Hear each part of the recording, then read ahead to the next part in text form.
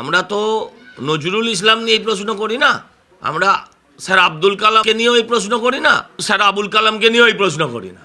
কিন্তু বাবর আমার দেশের লোক নয়, বাবর একটা ধ্বংসের প্রতীক, বাবর সন্ত্রাসের প্রতীক। তার নামে যদি কেউ এই দেশে মসজিদ তৈরি করে, ভারতবর্ষের অন্য প্রান্তের লোকেদের তাতে রাগ হতে পারে।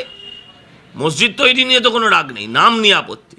সেটা কে করাচ্ছে? মমতা ব্যানার্জি। যদি তুমি স্বরাষ্ট্রমন্ত্রীর অফিসের সামনে বিক্ষোভ দেখাতে পারো, তাহলে তোমার অফিসের সামনে বিক্ষোভ দেখাতে গেলে তুমি কেন পারমিশন দেবে না? তোমরা বলছো ওটা অগণতান্ত্রিক, তোমরা সব বাঘের বাচ্চা, আর আমরা বেগুনের বাচ্চা। তো কটা বেগুনের বাচ্চাকে যদি বাঘের বাচ্চারা তার বাড়ির দরজায় বসতে দিত, তো অসুবিধা কোথায় ছিল?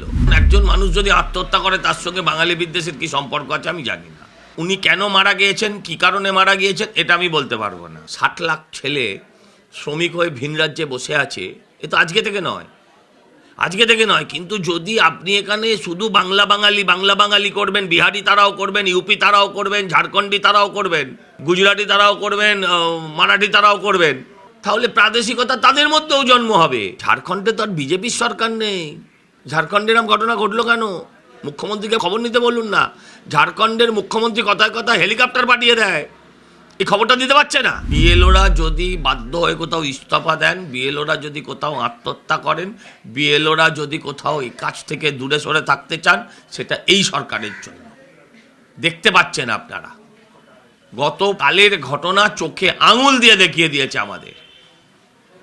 যদি এতদিন কারোর মৃত্যু হয়ে থাকে, তাহলে তৃণমূলের জন্যই হয়েছে, তৃণমূলের জন্যই হয়েছে। তাদের এই ভয়, শাসানি, ধমকানি, চমকানির কারণে হয়েছে। ফর্ম 7 জমা না নিতে চাওয়া, এটার আমরা তীব্র বিরোধিতা করি। ফর্ম 7 একজন লোক যদি অনেক ফর্ম নিয়ে আসে, তো অসুবিধা কোথায়? কারণ প্রত্যেকটা ফর্মে অভিযোগকারীর, আবেদনকারীর তার নিজস্ব নাম, তার এপিক নাম্বার, তার সই আছে। কে নিয়ে এলো সেটা বিষয় নয়, কি নিয়ে এলো সেটা বিষয়। মানুষের ক্ষোভের বহিঃপ্রকাশ, মানুষের ক্ষোভকে তারা মান্যতা দিয়ে, বিডিও অফিস ভাঙতে পুলিশকে বললেন চুপ করে থাকতে।